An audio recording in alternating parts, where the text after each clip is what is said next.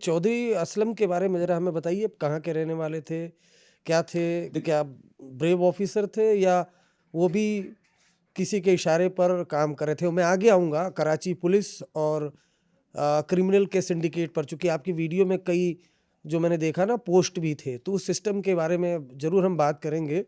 لیکن چودھری اسلم صاحب کے بارے میں بتائیے جس کا کردار سنجے دت نے نبھایا۔ اور چونکہ میں نے آپ کے انٹرویو میں دیکھا جو چودھری اسلم کا لک وک ہے جس طرح کا سول ڈریس میں،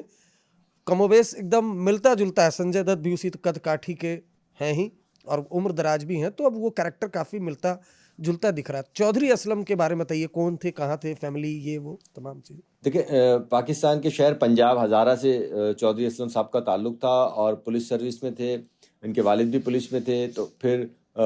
چودھری اسلم صاحب جو ہے وہ جب انہوں نے پولیس میں جوائننگ دی تو اس وقت کراچی میں ایک آپریشن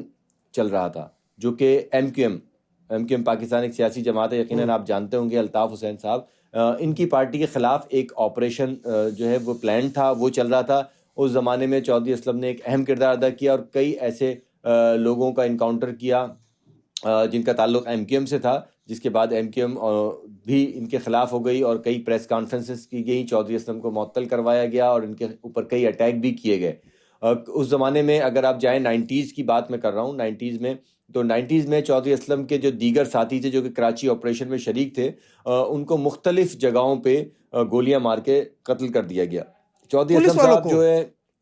چودھری اسلم صاحب جو ہیں وہ اس میں ڈسمس ہو گئے اور وہ صوبہ بدر بھی ہوئے، کئی جگہوں پہ ان کے خلاف انکوائریز بھی چلیں فیک انکاؤنٹرز کے حوالے سے، کئی ان پہ الزامات بھی ہیں اسی حوالے سے کہ وہ فیک انکاؤنٹر میں مارے جاتے، لیکن اس کے باوجود چودھری اسلم کی ایک دھاگ، ایک دہشت اور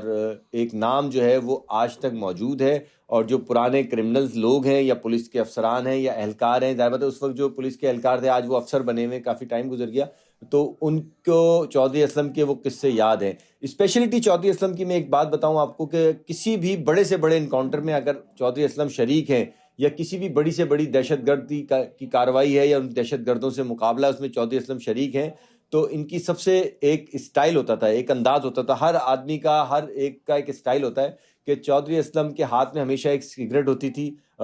he was the chain smoker, تو وہ ہمیشہ ایک سگریٹ ان کے ہاتھ میں ہوتی تھی، ایک وہ لائٹ سگریٹ پیتے تھے وائٹ کلر کی لمبی، وہ ہمیشہ جلی رہتی تھی، جب وہ بجھتی تھی اس کے فوراً بعد دوسری سگریٹ جلاتے تھے۔ سیکنڈ تھا کہ ان کے ایک ہاتھ میں ہمیشہ سے ایک پسٹل ہوتا تھا اور وہ پسٹل کافی بڑے میگزین کا ہوتا تھا اور وہی ایک ان کے ہاتھ میں ہوتا تھا۔ تیسری اسپیشلٹی ان کی یہ تھی کہ میں نے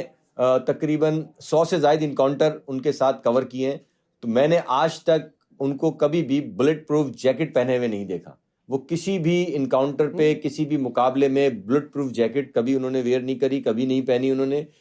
تو یہ ان کی ایک اسپیشلٹی تھی۔ اور سب سے بڑی بات جو ان کے ساتھیوں کو اور ہمیں بھی امپریس کرتی تھی وہ یہ تھی کہ اسلم صاحب جو ہیں، چودھری اسلم صاحب، ہر آپریشن کی کمانڈ خود کرتے تھے اور وہ فرنٹ پہ ہوتے تھے، تمام کی تمام پارٹی ان کے پیچھے ہوتی تھی، چاہے ان سے چھوٹا افسر ہو چاہے ان سے بڑا افسر ہو، وہ پیچھے ہوتا تھا، وہ خود فرنٹ لائن پہ ہوتے تھے اور انسٹرکشن دے رہے ہوتے تھے کھڑے ہو کے کہ تم نے یہاں سے فائٹ کرنی ہے، تم نے یہاں سے۔ اور جب وہ دہشت گردوں کو، جرائم پیشہ افراد کو للکارتے تھے تو وہ بھی وہ خود آواز دیتے تھے ان کو کہ آؤ میں آ گیا ہوں، میرے گولی مارو میرے سینے پہ اگر ہمت ہے۔ اس طرح کے الفاظ، ایک ایموشنلی ایک سچویشن کریٹ ہوتی تھی اس وقت جس وقت چودھری اسلم کسی بھی آپریشن کی کمانڈ کر رہے تھے۔ تو لیاری کا آپریشن ہی نہیں، چودھری اسلم نے جو ہے وہ ٹی ٹی پی کے خلاف بھی آپریشن میں اہم کردار ادا کیا،